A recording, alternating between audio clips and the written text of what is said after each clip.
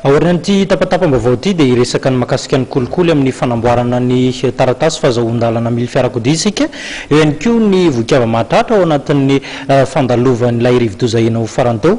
Rahantsika aloha zao ny tapatapam-baovao.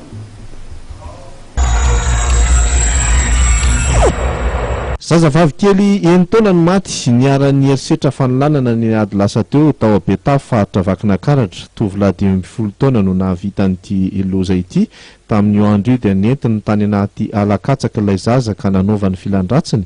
Rehefa vita nefa izany dia namony ainy ilay tsy manatsiny ka naleviny ary nitotofany tao anaty ravikatsaka ny razana. Efa ampelantanany ny mpitandro ny filaminana ny raharaha. Vehivavy iray maty Sitradrano no velesin'ny vadiny tamin'ny famaky Sikibay ny alatsinainy lasa teo tokony tamin'ny 4 torakandro tao Amorafiny be. Raha ny fantatra dia ny famaly mafy izy ireo kanefara tamin'ny fampikasitanana nandositra nefa ilay lehilahy rehefa pikaroana azy ny manam-pahefana. Jiolahy 9 no nanafika sinoa iray mpivadro tao Mampikony ny farany herinandro lasa teo. Vola tampitisany maro ny lasany, ny mpiambina tao tanàna kosa dia nidaroan'izy ireo izay vao nafatony. Toy ireny efa tompotrano ireny ireto jiolahy ireto fa tonga dia nanitsy tany amin'ny efitrano fatoriany ilay sinoa ary nofatorany teo ambony fandriana ary mbola nisesehany lamba ihany koa ny vavany mba tsy ho afaka hiantsoantso. Mbola tsy misy tratra loatra amin'izao ireo mpandroba.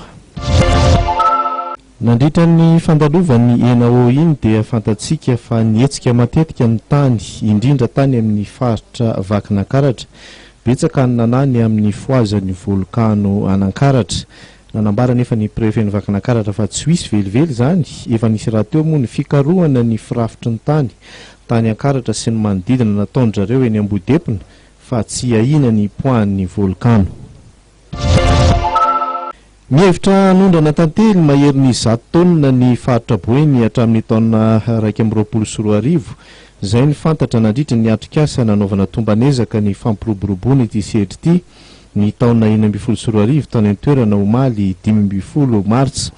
Mba ho fantatra eo amin'ny tsenerasam-pireneny zany tantely avy ety Boeny zany no tanjona hoy ny lehiben'ny faritra Boeny Said Ahmad Jafar nandritra ny fanokafana ny atrikasa.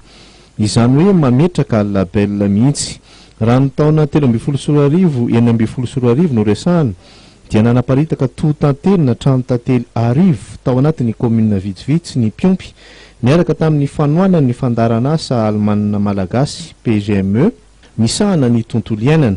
Nodiniana ihany koa ny anatsarana ny kalitaon'ny tantely mba hisy lanjany eo amin'ny sehatra iransam-pirenena.